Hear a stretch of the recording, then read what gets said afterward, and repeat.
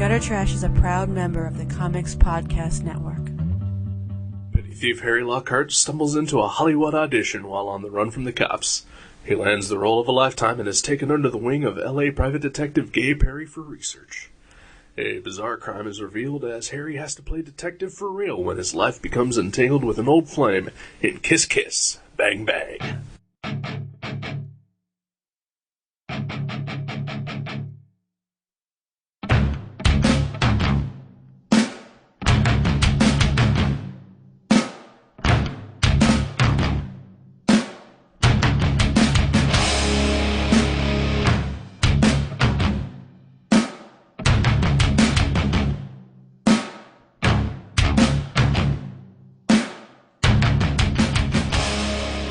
Hello, welcome to Gutter Trash, episode 74, Kiss Kiss Bang Bang.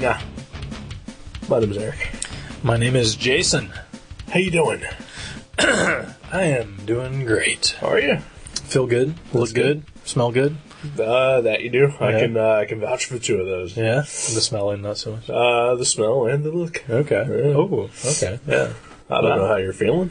I wouldn't lie about such manner of things. All right. These are important factors in my life. Yeah. And yours. And ours. It should be for everyone, really. Yeah. Mm-hmm. So, yeah. Damn Skippy. How you doing? I'm alright. Did I ever ask? Occasionally. Okay. Yeah. You seem alright. You seem up. I'm okay, yeah. Yeah. The domestic abuse has been down to a low roar for the past couple weeks. That's very good. Or at least since last week, so yeah. It's very good. Yeah. Yeah, I got nothing. Yeah.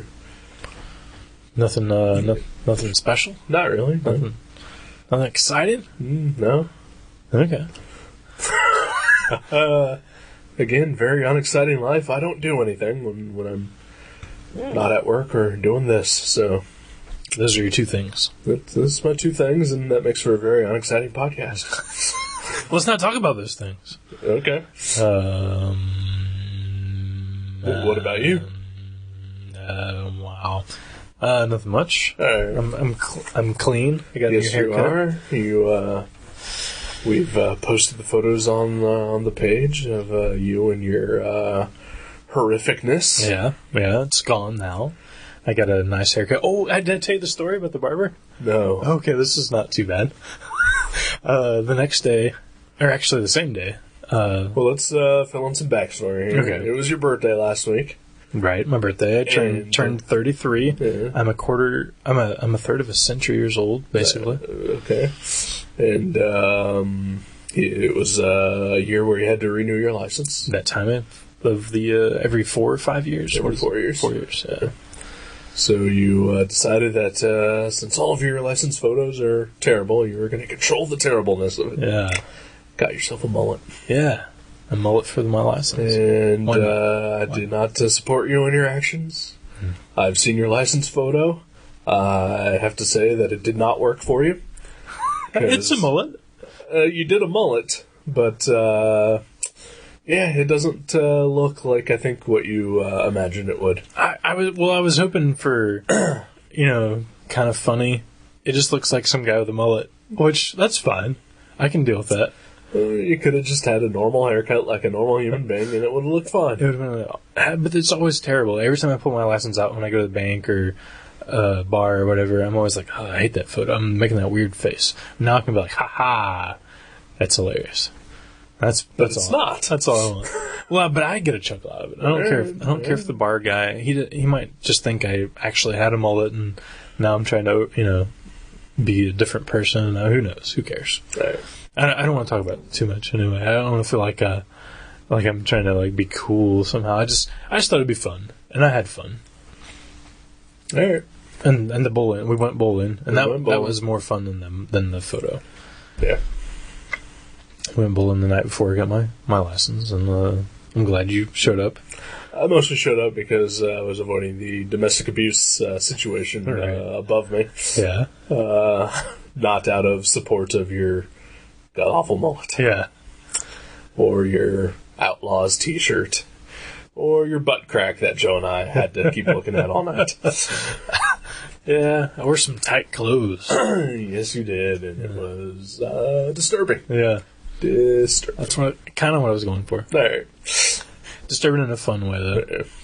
So you got your license photo, and then you went and got a real haircut like a gentleman. Immediately. Like, I swear, I left the license bureau. I showed up at 7:45 in the morning, and there was a guy ahead of me in line, and he was going on and on about how, he's like, how awesome your mullet was? No.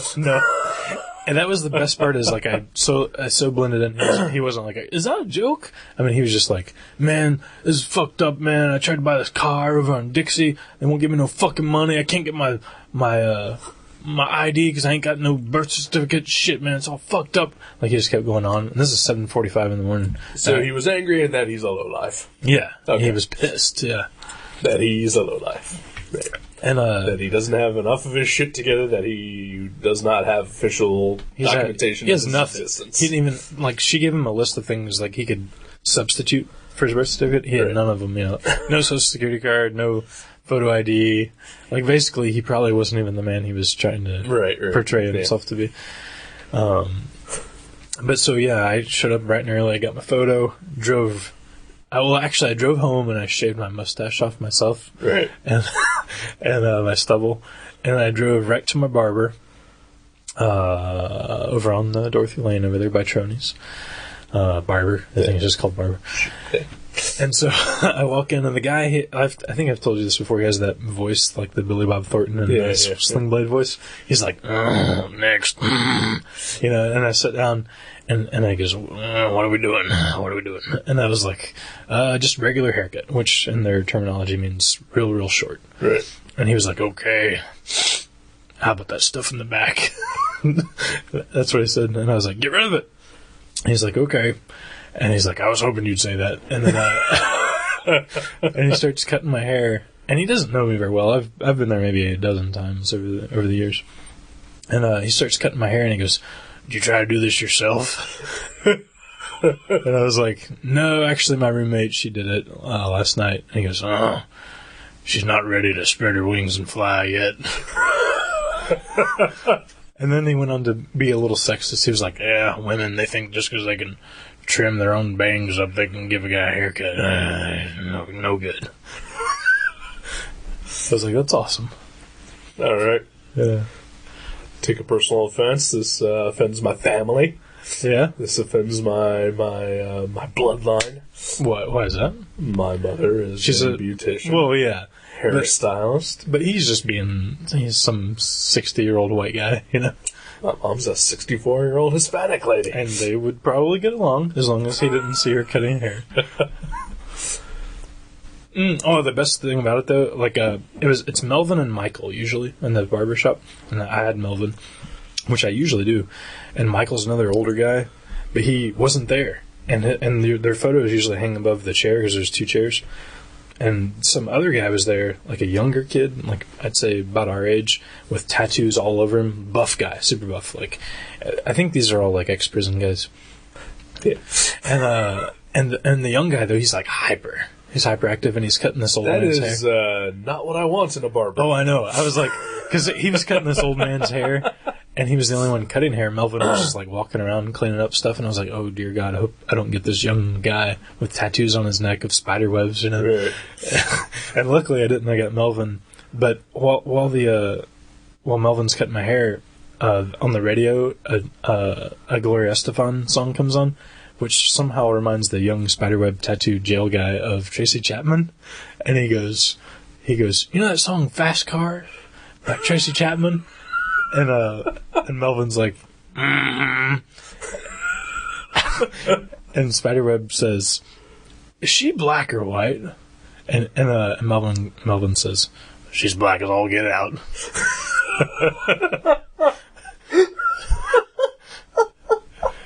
And the other guy's like, well, I like the song, but I just didn't know if she was black or white. And I could tell, like, he all of a sudden did not like the song anymore. Right. But he didn't want to say that, which, it is what it is. So I should hang out with this guy, is what you're saying. Yeah. He would love to come over, yeah. Spy on your neighbors to He wouldn't even have to spy on neighbors. He would just have to come over and he would experience he it. would he would live it. Just want to, again, throw out there, I am not racist. Oh, yeah. Yeah. You just hate your neighbors. Yeah. Seriously do. Anyhow. I don't blame you. I don't blame you. Yeah. So, well, that killed the show. Yes. So other than that, nothing too exciting. We did Gym City Con last weekend. Oh, yeah. Anything interesting there? Did you talk to... Jim Valentino. Okay. Could not remember who was actually me. Jeremy actually went over to talk to him because he actually is a fan. Right. I read Normal Man. I liked it. I read Shadowhawk. Did not like it. Jeremy loves Shadowhawk, legitimately so. And he went over to speak to the man, and he wasn't at the table at the time. And me and Jeremy were the only two employees that were running our tables, so that was basically the only time he got away from the table all day.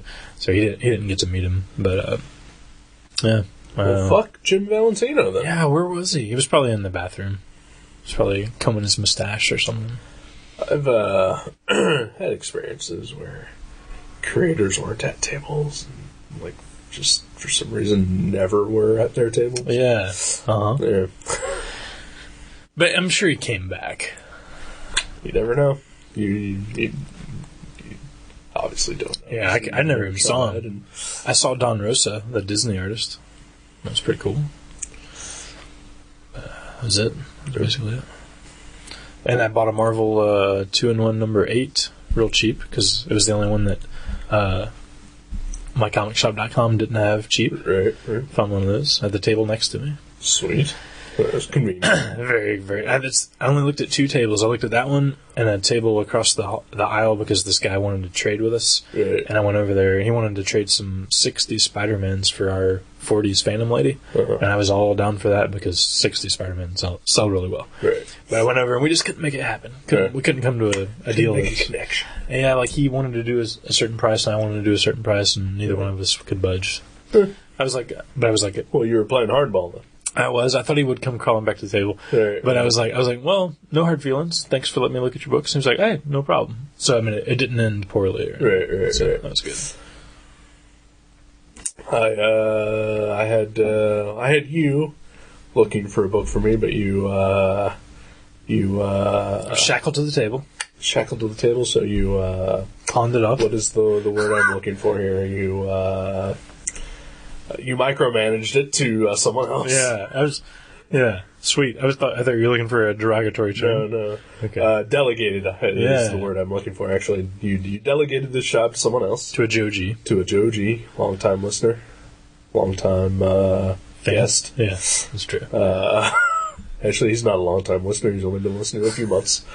But it's a long time in the scheme of things. True. I wouldn't want to listen for a few months. I gave up after a few weeks. Yeah, it's true. As did I. But no, yeah, you sent him out looking for it. You owed me a couple bucks, and he got that exact book I was looking for the exact amount of money that you owed me. That's what Joe G does. Joe G is amazing. There's 3 words that describe Joe G best: makes things happen. That is 3 words. Yeah, exactly. Sweet. Yeah, good job, Joe G. Fantastic. So I've completed my run of John Byrne's Next Men. Woohoo! Yeah. Byrne, buddy. Boom. And I've been reading them. Yeah? They're not too bad. Yeah. I read some of them as they were coming out. I don't know how far I made it. I didn't make it to the Hellboy issue, though. Yeah. I didn't make it that far. But. Well, the first time around, I only made it to, issue 6. Mm-hmm. That's probably where I made it. Yeah. Somewhere in that vicinity. But, I think you guys at Mavericks had a 50-cent box out recently, and you had a good majority of the run in there for 50 cents a pop. And I think you even cut me a deal on them, so I think I wound up getting them for $0.25 a piece. Hey, there you go. So, I still had maybe 10 issues to get total. My comic shop had most of them for about $1 each, except for issue number 21, which for some reason is the first appearance of Hellboy, which I love Hellboy. It's not why I wanted that. Yeah, you just wanted to read it. Right. And it was $30 online or something like that. And none of the local stores had it, so, yeah. It's distracting. You keep reminding me of Princess Leia every time I look up, like the first movie where she has the buns in her. Down here. I was like, I thought that once. I will not think that again. And every time I look up, I'm like, Princess Leia, Princess Leia. But yeah, good times. The comic show. I did not go because I refused to. But looking forward to next weekend. Space, buddy. Space 2010. 2010, the year we made contact. It is. I haven't said that in a while. It's been a few weeks. I haven't. I figured, once I got that out of the way, the first couple weeks of the year, that there's really no reason for me to say 2010 anymore, the year we made contact. So, but every time that I do say it, I am going to say the year we made contact. I think I'm still going to go with 2010. I like the way it sounds. You're wrong. I like the way it sounds. You're wrong. Sounds good. When it becomes 2020 is when I'll go to that. But then that'll remind you of good vision. Well, right, but that also rolls off the tongue. 2020. Because you're used to it. 2020. Right, so 2020, 2021, 2022. So you're going to keep it going. I'll keep going with that. But up until then, I'm going 2000. Okay. Well, this could be the wrong... this is the thing that destroys our friendship? Yeah, exactly. This is the one thing. I couldn't get past it.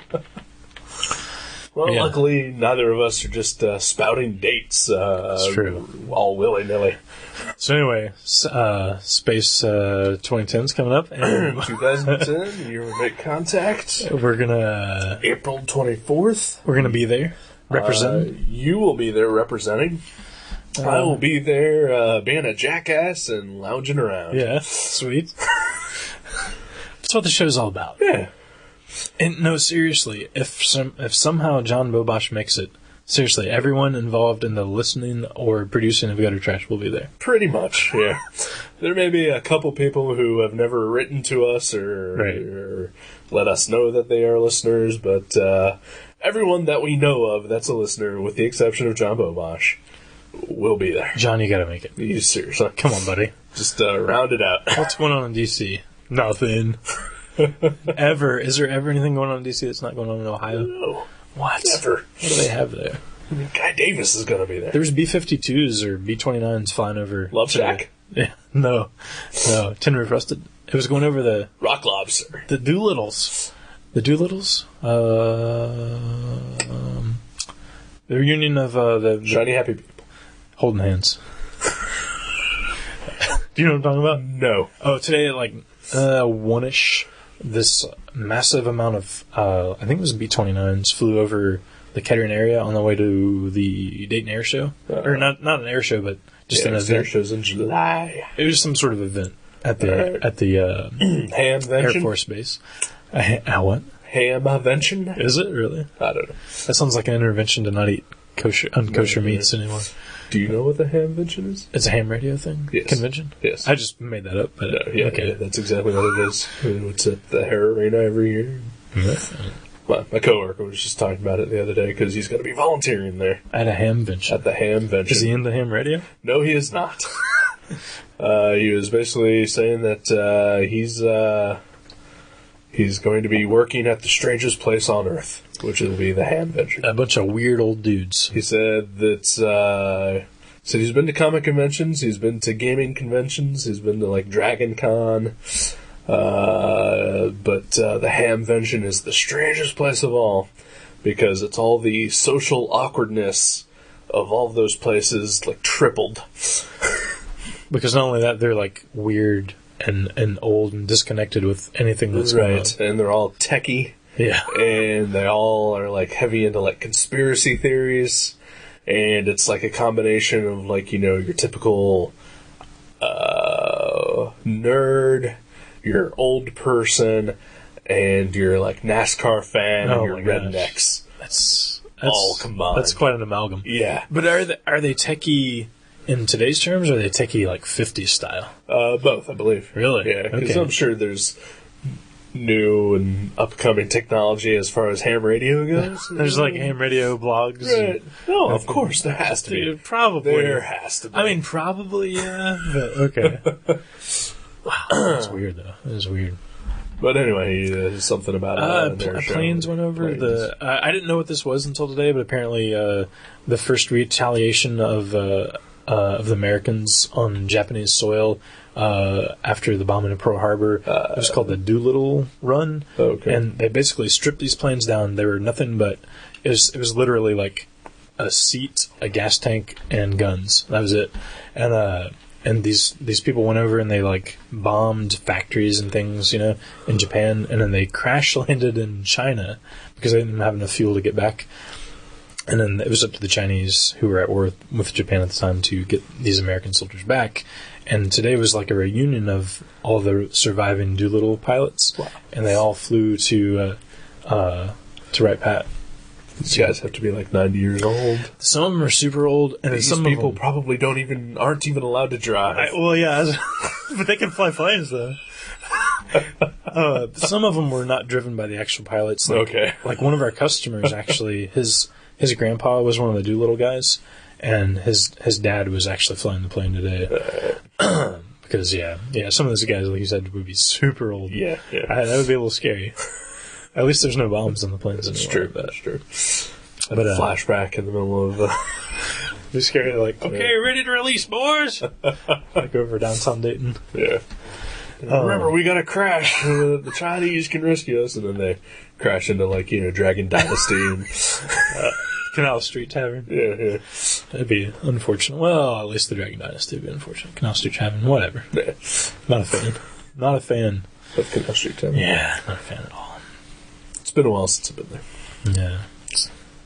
I'll never be back. Really? Yeah. That bad of an experience? Yeah. Douchiness all around. Okay. Mostly on the part of the workers. Yeah. If you're listening, Canal Street workers, I mean you. Yeah. I can totally see what you're talking about. Yeah. They are kind of they're indie music douchebags, and so much more. They're just well, douchebags in general. Yeah, douchebags in general and music douchebags. Right. Which is not a great combo. No. Not for the liking of your personality, Seems like I was going to say something else about the Doolittle guys. Can't remember it. That they do right. Dr. Doolittle? Dr. Doolittle. Tin Roof Rusted. What did you... What? Tin Roof Rusted. Oh, okay. I got nothing. All right. But anyway, yeah, they were there, flying around today, making crazy noises. We were like, what the heck? I was like, is that a railroad in the sky? Like, that's what it sounded like. I didn't hear a thing. Wow. Pretty crazy. Yeah. Pretty fucking crazy. Crazy indeed, but hey, you know what else is crazy? What's that? Nwaaaah. No. It's back. We're back, baby. The Nwaaaah is back. Kiss Kiss Bang Bang. Written and directed by Shane Black, who probably more famously known as the writer of the Lethal Weapon movies. At least the first one. Really? Yeah. Wow. And the severely underrated The Last Boy Scout. Yeah? Yeah. At least I think he was. Either way, Last Boy Scout, severely underrated. Yeah, it's fun. It's fun. I haven't seen it in a decade, so Right. can't really say my current opinion on it. I know I liked it when I was a man-child. As did I. I think I saw it a couple years ago with my dad on TV. Mm-hmm. My dad was on TV, and he was watching The Last Boy Scout. On TV. On TV. That's bizarre. I said, that's weird. What kind of programming would that be? That's got to be public access. Yeah. Old guys watching movies from the 80s. Next on public access. I'd watch that. Like, especially if they're making comments, Yeah. asking for beers from their wives, and falling asleep during awkward moments. And yeah, that'd be good. Just getting up and going to the bathroom for like 20 minutes in the middle of it. Yeah, smoking a stogie, yelling at kids on the lawn. Someone needs to make that happen. Maybe that could be the new evolution of shock theater that Brassfield's putting together. Oh, yeah. Just Dr. Creep just yelling at things. And Oh, he is getting old. he's super old. Barry, what's his last name? Hobart? Hobart. Yeah. Can we dedicate this episode to Barry Hobart? Barry, this one's for you. All right. Cheers. Cheers, my brother. Bringing us all sorts of entertainment during our childhood and horror movies. He's He's, the local horror movie guy. You guys all know those guys, those public access horror movie hosts. And you guys should totally check out a movie called American Scary. It's a documentary about those guys. Dr. Creep's interviewed a couple times. But yeah, it's just talking about all like the big ones, you know. I still haven't seen that. It's really good. Is Captain Kangaroo on there? No. No, that's Elvira is. Oh, yeah. Why would Captain Kangaroo be on there? Because he was fucking scary. He may have been scary to you, but that was not his purpose. Yeah. Yeah. Mr. Green Jeans? Scary. Is that Uncle Al or is that Captain Kangaroo? I don't know. I'm mixing them all up. Do not know. Is that Svengoolie? Or is that Peter Gabriel? I don't know. Was Peter Gabriel Svengoolie? Anyone ever seen Svengoolie and Peter Gabriel in the same room at the same time? Write us, let us know. This is big time here. Yeah. So, anyway. So, Kiss, hilarious. Starring Robert Downey Jr., Val Kilmer, Corbin Burnson. He's still alive. He is still alive. He's on a show called Psych. Did not know that. Yeah, you did. You've seen it. I haven't seen him on there. I'm pretty sure you have. He's on every episode. Swear I haven't. He's on every episode. Maybe you didn't recognize him because he doesn't have hair. Well, he didn't have hair in this one. That's true, but they showed a scene where he had hair. That's true. What was it? Was that a clip from L.A. Law? That had to be. Yeah. Had to be. Did he ever carry a gun in L.A. Law? Maybe he did like a TV movie, and that was like Okay. a clip from that. But I think like all those other scenes had to be from L.A. That was awesome. Yeah. Yeah. I love that sort of thing. Reusing old things and making it something new and cool. Much like hip-hop and industrial music. Moving on. So Robert Downey Jr. He's funny. Good and stuff. He is good. Yeah. I don't know why, because I know like when Iron Man came out, everyone was like, oh my god, it's the return of Robert Downey Jr. He never went anywhere. Yeah. He was always making excellent movies. Yeah. Always making excellent movies. And being excellent in movies if they weren't so excellent. Yeah, you know, I think when I was in high school was the first time I realized he was actually good when I saw him as Wayne Gale in Natural Born Killers. He was awesome. It's been a while. So. Oh, he's great. Yeah, I vaguely kind of remember now that he was in that. Yeah. After that, I was like, that guy's pretty good. Yeah. And then he did sort of follow the limelight during the whole drug problem thing. Yeah, but like, you know, even like when he was out of jail and like started making movies again, like, I mean, he was always good in whatever he did. Right. You know, and like some of the stuff he did maybe not have gotten a lot of exposure, but you know, he was always working. Right. Yeah. It's not like he like fell off the face of the earth or anything like that. I mean, everybody pretty much knew where he was. He was either in jail or making a movie. The public just sort of glossed over him. Yeah. Forgot about him a little bit. So I think it's unfair that, I mean, Iron Man was awesome. I love it. Mm-hmm. But I think it's a little unfair that that's his comeback. Right. Especially when, you know, just a couple years earlier, he made this movie. Kiss Kiss. Bang Bang. Yeah. Which was, in my opinion, pretty fucking awesome. I loved it. Yeah. I loved it. It's like witty. It's like a crime noir comedy. Yeah. It's like it reminded me of Moonlighting. You know, like right. Yeah, like I can see that. It had like the drama, but it also had hilarious parts. Right. Or even like there's even parts of it that were kind of quirky, like almost like Terry Gilliam-ish, or like Hudson Hawk. Actually, no, it's reminding me of all these Bruce Willis movies, except for Unbreakable, because it wasn't a horrid piece of shit. It was fun. It was a fun, good movie. Fast-paced, witty dialogue. I'm sorry. I just got that Unbreakable jab in there. I love Unbreakable. I can't stand that movie. It's the best comic book movie ever made. Oh, wow. Really? Yeah. Isn't it also the most boring comic book movie ever made? Nope. We'll agree to disagree. Alright. I can't stand that movie. Can't stand it. I would say the Hulk. The Ang Lee? No. The new one? Yeah. Worst? Or just most boring? Most boring. Worst is definitely any of the Schumacher Batmans. Those are bad. Any of the Punisher movies, any of them are pretty much down there. Right. Ghost Rider, though, has to be all-time number one worst comic book movie. See, I actually liked that one. I know you do, but you're retarded. That's true. Anyhow. But we can both agree on this one. Oh, this one is awesome, yeah. Yeah, I've been wanting to get you to watch this for a while, and I finally had to schedule it out to make sure that I picked it for a show. It was good. Fast pace. It had that. It breaks the fourth wall with the narration A couple times. Yeah.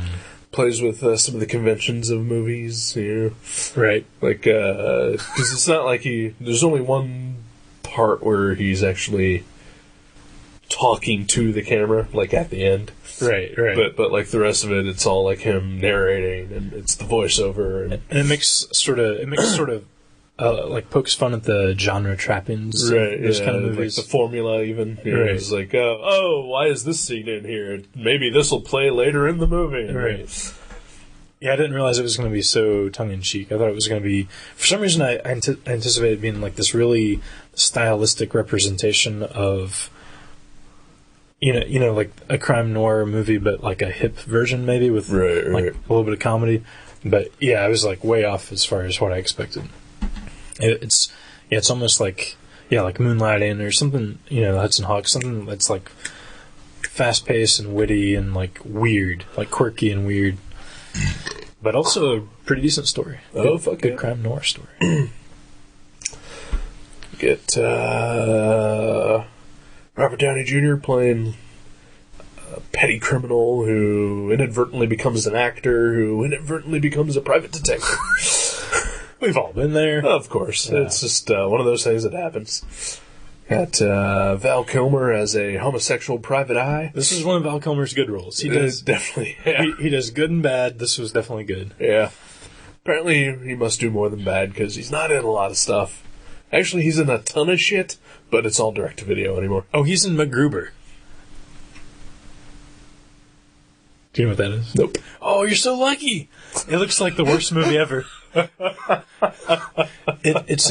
Okay. You remember? It's Pat, the movie? Okay. I've never seen it, but I know of its existence. Well, no one has. Right. Much like no one should go see MacGruber. It's a Saturday Night Live skit that they've turned into a feature film. And it's coming into theaters anytime now. All right. I actually saw a trailer. Hopefully it'll then go to an It's Pat or Stuart Saves the World. Toons is the cat that can drive a car, the film. I don't think that exists. Oh, it does. I swear. Don't believe you. I swear it does. If I pick it, will we watch it? If you can prove it exists, then yes, I will watch it. I've never seen it, but I remember seeing the video at the rack at like Accent Video or somewhere. I swear. Or Carrie's video. Again, I know of It's Pat, and I know of Stuart Saves the World. I don't know if Stuart Saves the World. Stuart Smalley, the I'm Good Enough. Oh, that really? Guy. They made a movie out of that? They made a movie. Oh my gosh. Have they ever made... Oh, I'm trying to think of a Saturday Night Live movie that was actually successful. Blues Brothers? Oh, yeah. Okay. Was there one with Molly Shannon as the girl superstar? That's what it was called. I don't think that was successful, but that was a movie. I never saw that one either. I've only seen Blues Brothers and Coneheads. Yeah. Conehead's not so great. I kind of like Coneheads. Really? Yeah. It's 30 years too late for it, but Yeah. Wasn't there something else? Was there like a Will Ferrell spin-off movie or something? I'm not sure. No, probably not. Probably every Will Ferrell movie ever made. Was there a land shark movie? That would have been good. The Candygrams shark? No, I don't think so. It was Wayne's World. That's true. That was Wayne's World too. Wayne's World wasn't bad. It's kind of funny. Saw it in the theater. Yeah. That's the last time I've seen it. So maybe I saw Wayne's World 2 in the theater. Maybe I saw 1 in the theater. I remember I did. One of my friends left in the middle of it. There's like 4 of us there, and like seriously, like 20 minutes into it, one of our friends, he just gets up, and we all drove together, by the way. Right. And he goes, I'll see you guys later. He just leaves. We're like, he didn't even drive here. He hates this movie. Wow. I enjoyed the first one that I recall. It was fun. It's been years. We were like 12. Yeah. 14. Something like that. But that is not this movie. But Gruber, though, you say is... Oh, you should. It looks horrible, and Val Kilmer plays the villain. And it's like a MacGyver ripoff, or, parody. But this is like a 2-hour Saturday Night Live skit. Also 30 years too late. Exactly, right? It looks like sitting through the trailer at the theater was literally painful. Like a minute and a half into the trailer, I'm like, this is a really long trailer. I'm like, wow, that's not a good sign. Yeah. If you can't even stomach the trailer. Yeah. But yeah, Val Kilmer. Val Kilmer, he's good in this one, though. Excellent. Yeah. Gay Perry. Gay Perry. What a great character. Yeah. Chick, I have no idea who she was. Me neither. Harmony? Was her Harmony? Is her name? Her character name. Yeah. It's a twisty, turny plot. Plays a lot with Nwaaaah conventions. Yeah. Kind of makes fun of, sort of the private detective story, like they even pointed out. It's like, he only takes on 2 cases. One of them is straightforward and the other one's weird, and then it turns out they're the same case. Yeah. And that's exactly what this movie is. Yeah. Even like a lot of the small things, like I don't know, like even just like the fact that the guy's always smoking. Yeah. They sort of make fun of that, but it's not hackneyed and like let's make fun of the conventions. It's right in your face. Right. Yeah. It still plays them straight at the same time. Right. Yeah. But it's got a subtlety to it. Also, like one thing that I really liked about it is that Robert Downey Jr.'s character has to kill some people throughout the movie, and like every time he does it, it's just like it tears him up inside. He doesn't want to do that, and the normal version of this movie, the guy would be a hard ass who has no problem ever killing anyone ever, and so I enjoy that. Yeah. Like even though it's like a parody-ish in ways, it's like probably more realistic than most of the right. Yeah, it's pretty well done. Very well done. And wow, same writer as Lethal Weapon, really. Yep. That blows me away. I didn't recognize the name. Yeah. This is his first movie he's ever directed, though. Yeah. Which, seems a little, I guess, I don't know. I was going to say it seems a little weird being 20-some years after the first Lethal Weapon, but, They just finally let him do it. They're like, wait. Yeah. And if I remember correctly, I remember looking up his IMDb page. He hasn't done a ton of stuff. Really? Yeah. He probably raked in the cash and just laid low. Maybe. Who knows? I know he's attached to direct some sort of comic book movie coming out. I don't know what, though. I swear I heard a story that he left Hollywood for a while, and then he came back and he was shopping around screenplays, and all the people in the studios didn't even know who he was anymore. Like they'd forgotten who he was, and he was like, "I did Lethal Weapon," and they'd forgotten about him and didn't give him a chance for a while. I remember hearing this guy that shops my work was a big Lethal Weapon fan, and I remember him telling me that there was something about he was having trouble getting back into the business after his big hiatus or something. Right. But maybe this was something that brought him back. I don't know. Could be. I don't know. Yeah. Well, I thought it was an effective directorial debut. Yeah. Yeah, he's got a good style. It wasn't overpowering. But it was stylish. It was stylish, though. Yeah. It wasn't bland at all. It was quirky, and it wasn't hard to follow, but it was sporadic enough that it had that Terry Gilliam thing where it's this is weird, wow, and there's these random flashbacks that when they showed the school mascot, right. Just hilarious weird flashbacks that I'm surprised they filmed. I'm surprised it wasn't just something they mentioned, but they actually show it, these weird. It was good, little vignettes or whatever. the opening scene with the old timey magic show. I thought it was hilarious. Yeah. It's a thing that ties into the rest of the movie, but we see a young guy who turns out to be Robert Downey Jr. Spoiler. Performing a magic trick, and he's sawing the girl in half, and she's in the box, and his friend has the chainsaw to cut the box, and she starts screaming bloody murder, and everyone freaks out, and they finally get the chainsaw to stop, and like her dad, I guess, comes running over and opens the box, and it turns out that like she's perfectly fine, and she just looks at him and is like, "I'm gonna be an actress." Yeah. He just fucking smacks her in the face. That was excellent. And now that I think of it, I think that's like the perfect opening for that movie because it totally sets the tone for everything else. Yeah, yeah. It was beautifully shot, dude. Yeah, it was. It looks amazing. And like the opening sequence, like the credit sequence was amazing.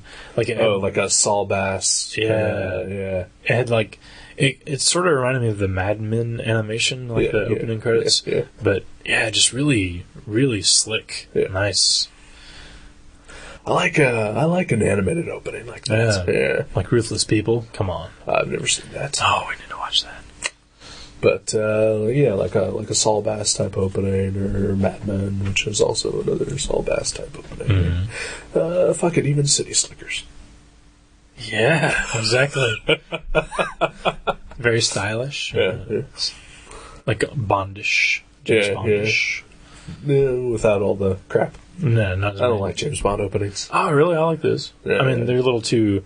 Look at me, I've got titties and a gun. But. Yeah, and like they go on forever because it's like they commissioned that song from whatever is a popular artist at the time, and so they play the whole fucking song, and it's usually like 20 minutes long. I mean, Live and Let Die has to be one of the longest songs ever fucking written. My least favorite one was James Bond and Agata Davida. That movie, the opening was just tedious is the word. but yeah, no, I know what you're saying. Yeah. Who else was in this movie? Anyone? Corbin Burnson. That was really cool what they did with the old footage and. It was Native American Joe Pesci. American Joe Pesci. Billy Bob Thornton. Was it punk rock Steven Seagal or something like that? Yeah, it was pretty good. As far as like name actors, like I think I've seen the lead girl's name in other movies, but I could not tell you what she's ever been in otherwise. But you know, the writer that they refer to in the movie, the Galloway or whatever his name is, or the character Johnny Gossamer. Is that a real thing? I don't think so. No. I doubt it. Probably not. Awesome pulp covers, though. Oh, fuck yeah, they were. They showed, like, several of these books that they mention in the series that a couple of the characters are interested in during the movie. I don't want to they're private pulp novels, and it features a character called Johnny Gossamer. Great covers. Yeah, and just they look like those old, 40s, 50s style painted covers, and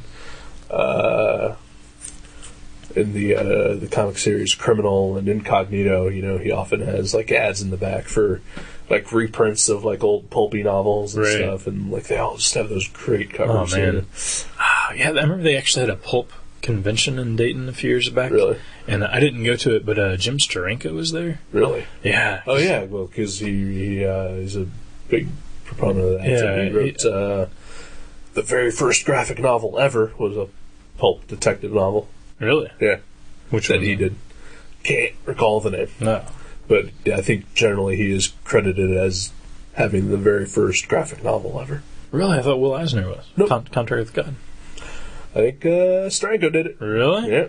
That's what I read. I'll have to look that up. Not sure. Yeah. But I think he's done hasn't he done like commission work for? Oh, I'm sure he has. Stuff? Yeah. Yeah, that'd be a fun show to go to. Like, I don't know if I'd buy anything, but just to see all that artwork. Right. Is that run by the guy who owns Bookery? So I think he's... Maybe. We've got that big back room. I think it was at the Schuster, so it was pretty huge. It doesn't matter where it was. I'm asking who ran it. I don't know if he could afford to rent the Schuster's. Why not? It's Bookery. You think they've got that much They've got 4 fucking stores, all in the same block. And Fairboy. It's like a big fish in a small pond sort of thing. Still, but, I mean, honestly, out of all the comic stores in Dayton, Mavericks isn't the most successful one. What?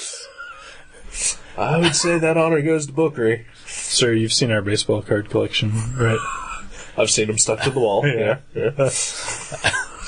You're probably right. It probably was him. Tim, is that his name? I think so, yeah.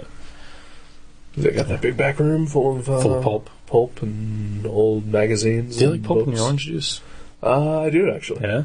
Yeah. I like a little, like medium pulp. Yeah. Like, one time I was sick and I bought some orange juice and, I think it must have had extra pulp in it or something like that. Like, I poured a glass, I drank it, and seriously, like, a third of the glass was still full of pulp. You're, like, chewing your orange juice. Yeah. That's not good. It makes me think it's spoiled somehow. Right. Isn't it weird? Like, certain textures and foods will make you think that. Mm-hmm. Like, I can't eat mashed potatoes if it's, like, chunky. Really? Because it makes me think, like if there's some, like a hard clump in there? Like, or just like, like a solid piece of potato has, managed to not be mashed. It feels like the process wasn't complete. Right. Yeah. These potatoes weren't mashed. This guy got through somehow. Yeah. And I'm not a huge mashed... I just vomited it. I'm not a huge mashed potato fan anyway, but, like, that extra bit, like, just totally just makes me gag. Right. Yeah, I can't do it. Yeah, not a fan. I'm with you. All right. So, anything else about Kiss Kiss Bang Bang? Surprisingly good. If you like comedy and noir, it is your thing. Indeed. Some good performances. Looks great. Mm-hmm. Engaging story. Fast-paced. Lots of action. Witty dialogue. Very funny. Action-packed. Not so much action-packed, but action-y. What year is this movie? 2005, 2006, maybe? Mid-aughts.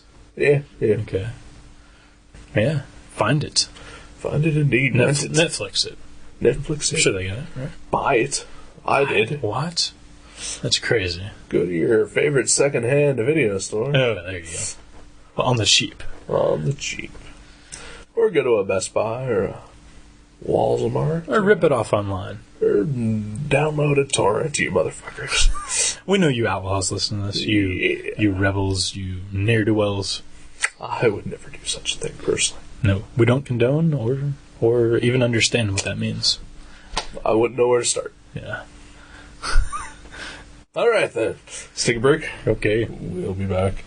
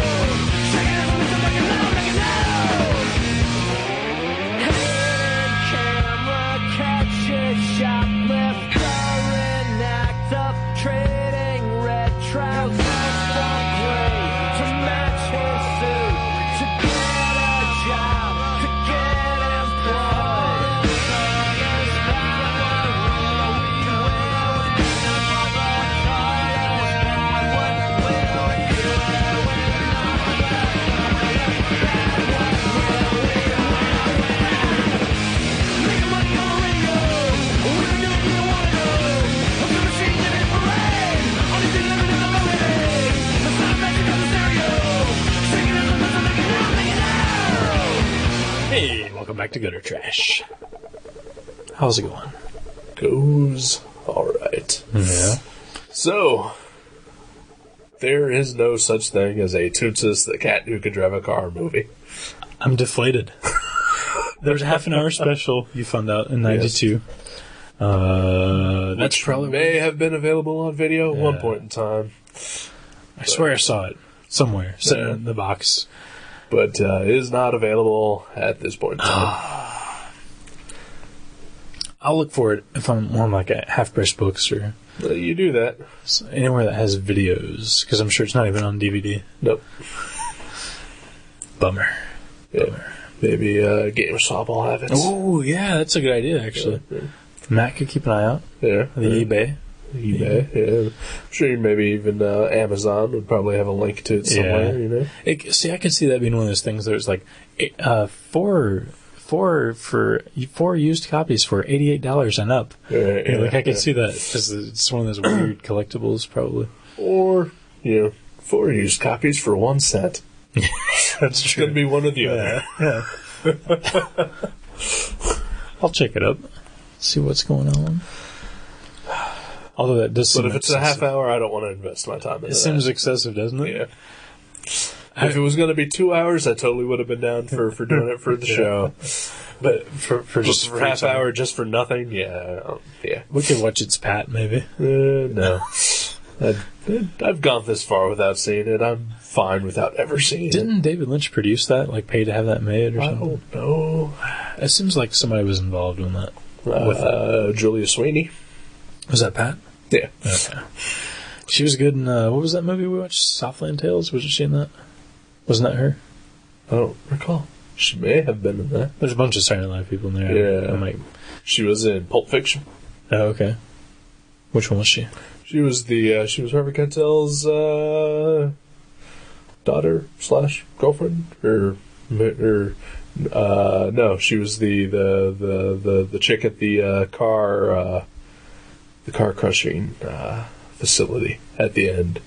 Harvey Keitel takes Vincent and Jules there. Oh, okay. Okay. Yeah.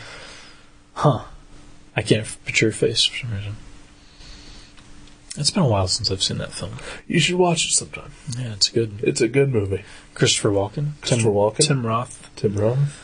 Yeah, Bruce Willis. Samuel L. Jackson. John Travolta. Uma Thurman. Steve Buscemi. Wow. The list goes on and on. Quentin Tarantino. Who? I don't know. Ving Rhames. Ving Rhames is good. The guy who played Zed. His name I can't think of. But he's been in stuff. Peter Green. Peter Green, that's such a porno name, isn't it? No. Like, I don't know. Peter Green. It just sounds porno-ish. I mean, Peter Long, definitely. More porno. There we go. Miles Long. That's a good one. But yeah, I don't know. Peter Green just has that. I picture a tall guy, kind of muscular with a mustache whenever I hear Peter Green. I don't. But I just see the guy who played Zed in Pulp Fiction, and he was the villain in The Mask. Was he Sam Elliott's character? No, that's a different Mask. That's Mask. Okay. Not The Mask. I don't think Mask had a villain. Although Pulp Fiction and Mask, Eric Stoltz. Oh, wow, yeah. Bringing it back. I don't know what I'm bringing it back to, but... It's full circle. We just never... We're like retarded children that have to play in the backyard. We can't leave. We just run around in circles with a sprinkler going with our rubber underpants on. And that's the show. That's what we do. It's about as apt as any other description. So, yeah. Well, thanks for looking up Toonses. Not a problem. I'm a little disappointed, but now at least I know. Yeah. Can die happy.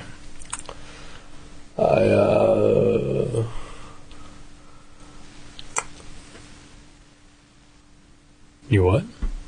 What was that? I watched this weekend for the... you didn't ask me any questions or anything, so I'm just taking control of this. Oh, okay. What'd you do this weekend? For the very first time, I watched the movie Halloween. by John Carpenter. Yeah. Of the Carpenters. It's considered a classic. It is considered a classic. A lot of horror fans love it. It's the first slasher movie of its type. Or, I guess, basically, it's the first slasher movie. Yeah. As far as I know, as far as I'm aware. Jamie Lee Curtis, her first movie. Was it really? Yeah. No. Yeah.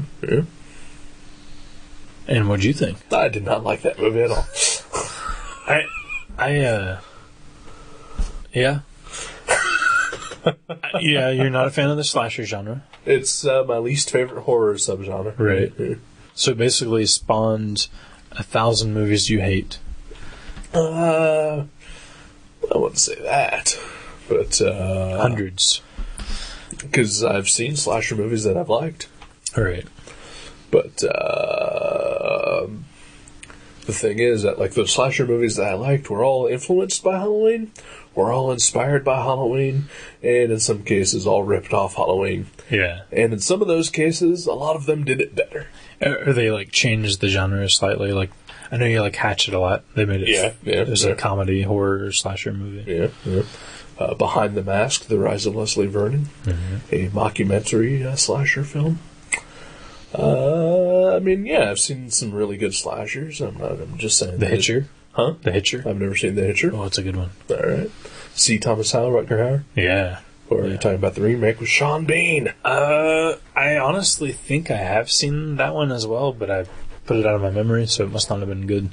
Or at least, I must not have enjoyed it. But yeah, the first one scared the shit out of me when I was a kid. But, when I say that the slasher is my least favorite horror subgenre, it just means that, like, you know, if you give me a zombie movie or a slasher movie, I'm going to pick the zombie movie. Oh, yeah. Yeah. The thing is that the slasher movie, like, I guess the same could be said for any subgenre of horror movie that, you see enough of them, they're all kind of the same. This is true. But I think it's even worse with the slasher. Well, because there's not much there. Right, yeah. Like, he doesn't talk. Right. He's not in most of the scenes. Yeah. It gets boring pretty quick. Yeah. So unless someone does something really different with it or... Innovation. Huh? Innovation. Yeah, I think that's what it is. So when you see the very first one that invented all the cliches and everything like that, after you've seen everybody, you know, take it and run with it... Right. It doesn't live up to what it's supposed to be. Right. Yeah, I'm sure, like, hundreds of years ago, when one guy, like, juggled 2 balls, you're like, the people around were like, that's really neat, Carl. Right, yeah.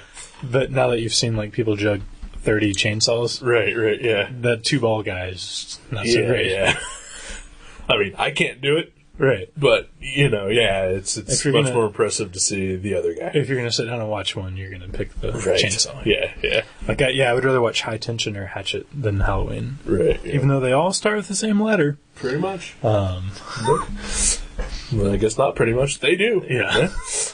But yeah, I know I'm with you. I watched it a few years ago for the first time ever, and I didn't even make it through the whole thing. No. And it wasn't like I turned it off. Like, someone suggested, like, hey, why don't we, you know, go outside and walk in a circle? And I was like, okay. Right.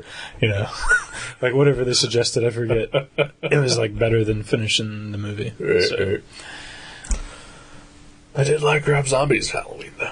Mm-hmm. Never saw it. I wouldn't recommend it, but I liked it. I'm sure it was more stylistic. It was, yeah.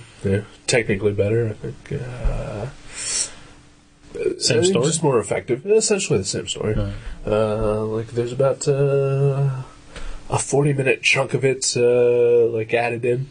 Of his wife naked? Probably. No. He seems to like to just film her. She's in it, but yeah, she's not naked. She plays Michael's mother. Really? Yeah. Okay. Is she older now? I mean, I'm sure she's older now than she was 5 minutes ago, but I mean, literally, but does she look older now? Because I thought she looked really young, like she's like 30-ish. In her mid-30s, early 40s, maybe, I would assume.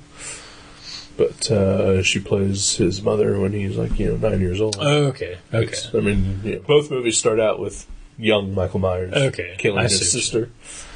And so, she plays his mother in the new one. Okay, I thought Michael was like 30 or something. I don't know.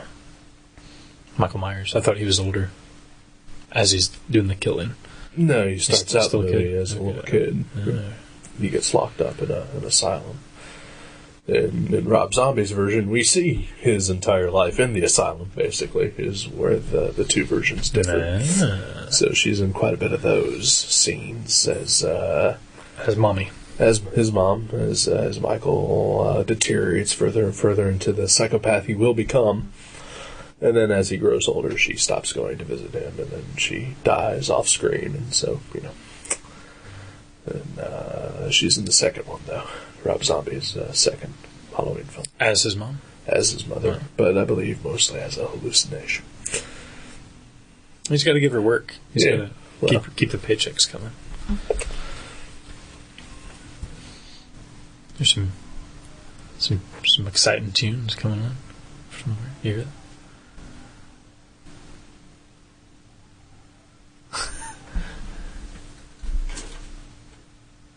Maybe there's a car going by or something. That was loud. I'm guessing it was probably maybe them. Mm-hmm. The neighbors. Maybe. Could have been them. Maybe. Who knows? That was awkward.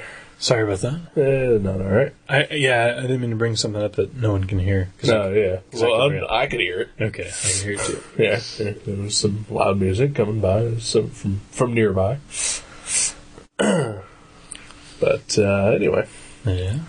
Enough of this talk about Halloween and Sherry Moon Zombie. Yeah, I don't understand why people hate her so much. This is April, not October. What are we doing? We're far off. Yeah. We're 6 months off. Yeah. What's wrong with us? I don't hate her. Okay. Sherry Moon. Yeah. I'm indifferent. Sounded like you hated her. Oh no, it just seems like I've only seen a couple of his movies, but it seems like he just she's in all of them. Yeah, and he just films her for like 10 minutes at a time in the movie for no reason. No, she's got a role to play. All right. There's for no reason while she's there. It seems other than that they're married. All right. Well, I mean, like, she seems like she's on screen for like long periods of time, like where he just doesn't turn the camera off for some reason. I don't know. I think you're thinking of House for 1,000 Corpses. Yeah. Which I agree with you on that. She's definitely on there more than she probably should have been. Mm. But I think with Devil's Rejects and Halloween, she was there for necessary purposes to fill the role that she was supposed to play. Right. With Devil's Rejects, I'm probably just thinking of, I wish the camera would just have stopped altogether instead of filming any particular actor. Right. But yeah. But yeah, like you said, Halloween. Good times. Yeah. So now what? Should I pick a book to read? I suppose so. This has come crashing down hard, apparently. Struggling. We're not doing very well at anything. I got nothing interesting to say at all. You got nothing interesting to say at all. We're just geared up. We're excited to go out of town. We're going to get out of Dayton, Ohio for a weekend. That's pretty cool. Yeah. But again, as I said last week, that it's cool. I'm excited. I look forward to hanging out in the hotel room for most of the weekend and then not doing anything. And, Because I'm, for some reason, I see myself doing a lot of going back to the hotel room on Saturday afternoon. That sounds cool, though. Reading some comics, drinking some whiskey. Yeah. Sounds awesome. Fuck yeah, I should get drunk for the show. Yeah. I did that once at a horror convention I went to. Yeah, had a few drinks on the way in? I had a few drinks there. After a whole night of drinking the night before. It was me and my friend. We went out Friday night. I got wasted. And then I got up early Saturday morning and went to this horror convention at the Dayton Convention Center. Okay. Yeah. And they had an open bar. I drank there. Really? Open bar? Yeah. At a horror con? Yeah. What were they thinking? I don't know, but apparently I was the only one partaking. Everybody just probably assumed it cost money. I guess. I don't know. But I went up there. I drank and drank and drank all afternoon. I was there from 10 a.m. to 6 p.m. Wow. And, got pretty drunk there. What were you doing? Just sitting there? Were you like I was walking around. Oh, okay. You didn't sit there for 8 hours. No, Okay. yeah. I gotcha. I went to see all the exhibits. I met Sid Haig of House of a Thousand Corpses, Devil's Rejects fame. I met Dr. Creep, Barry Hobart. I met some nude model who got a picture taken with me. While she was nude? No, she was not nude, okay. but she was wearing some skimpy outfit. She's trying to sell her wares. Yeah, I met some soap opera actress who was in a bunch of Brassfield level horror movies. Oh, nice. I met J.O. Barr. The Crow Guy. What's he do now? I don't know.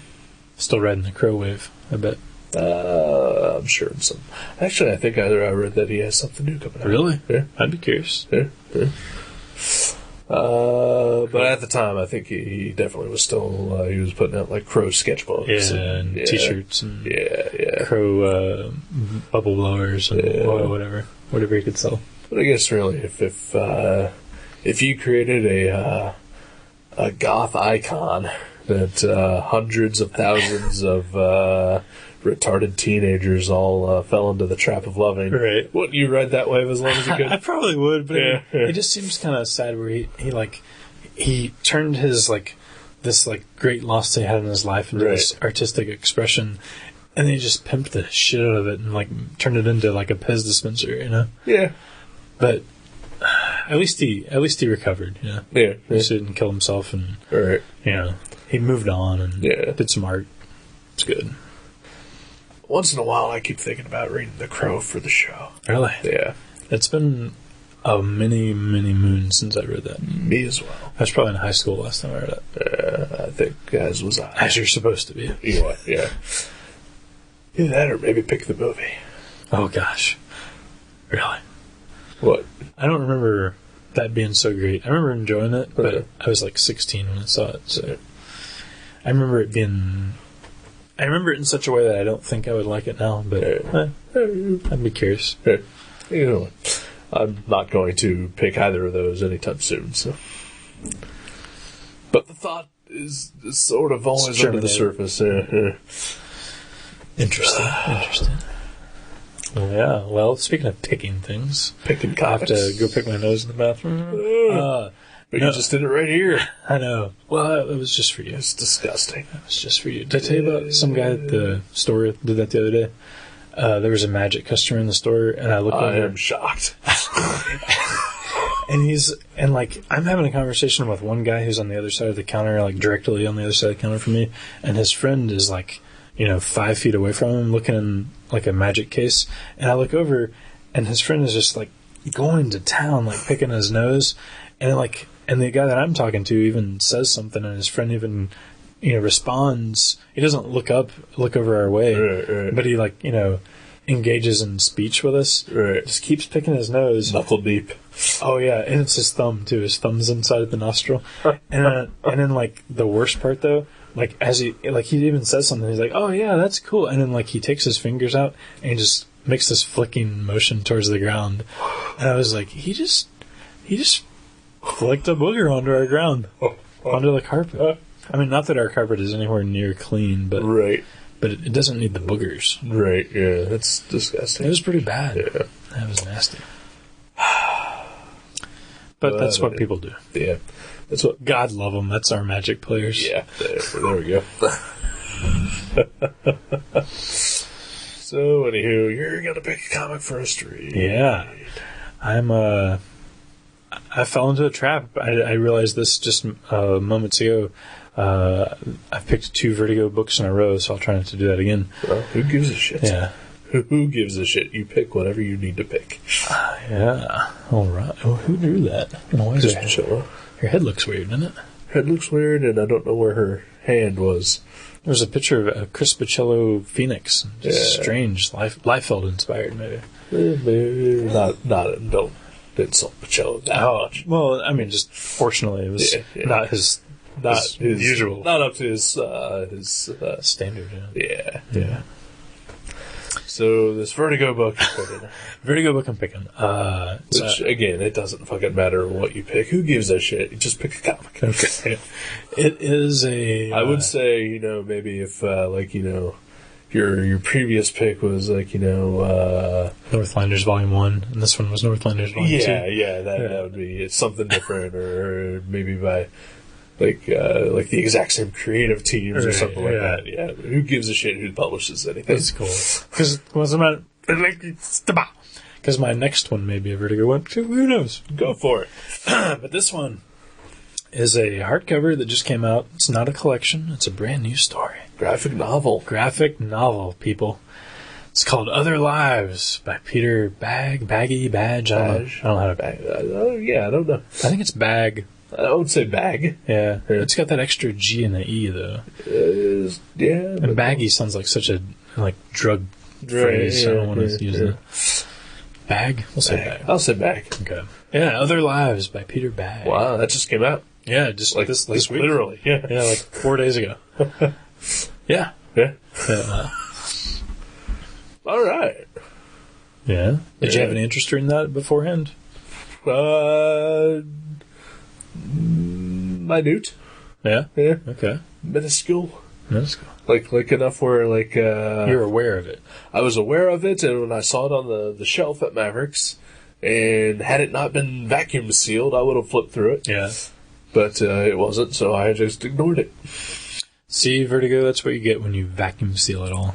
Any comic company that does that to their hardbacks. I want to flip through something. I know, especially if it's an original. A lot of manga does that, but I think they're doing that to the ones that have like exceptional nudity and violence in them. Yeah, tentacle rape, right.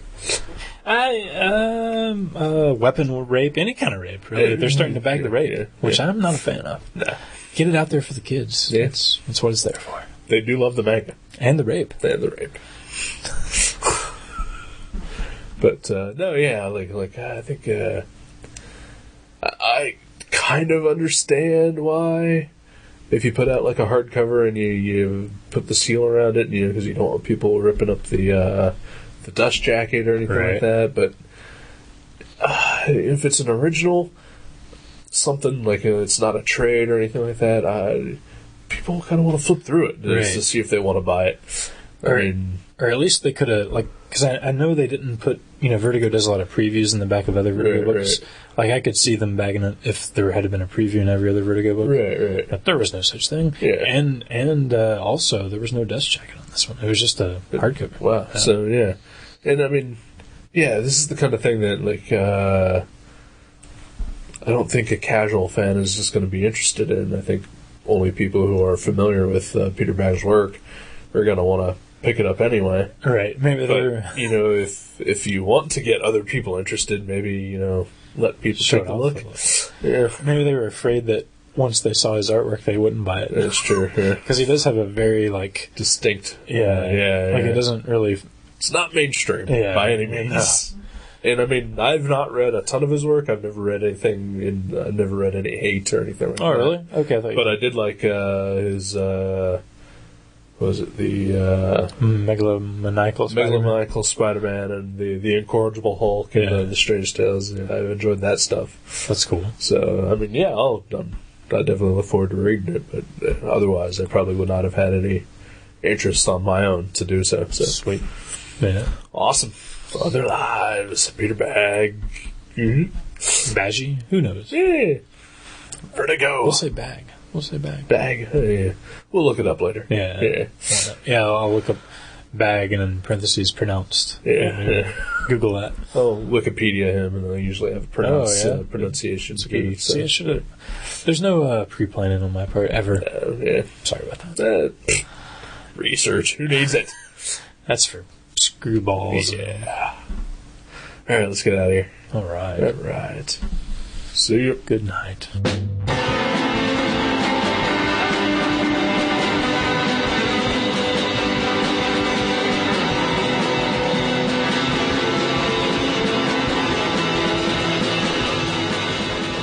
Gutter Trash can be downloaded at www.guttertrash.net, iTunes, Podcast Alley, and FeedBurner. You can also find us at myspace.com/guttertrash_net, seanborn.net, and buyerbewarecomics.blogspot.com. Contact us at eric@guttertrash.net or jason@guttertrash.net. Thank you for listening to Gutter Trash. We'll see you next time.